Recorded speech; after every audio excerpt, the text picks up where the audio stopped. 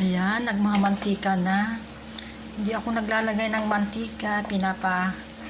Mantika muna yung manok. Tapos pag nagmantika na, saka ko lalagay yung sibuyas.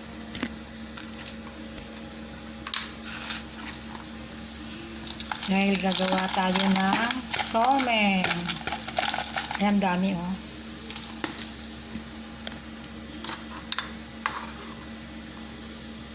Bawang.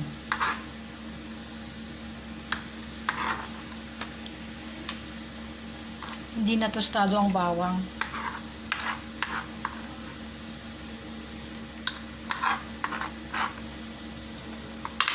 Para iwas tayo ng kolesterol.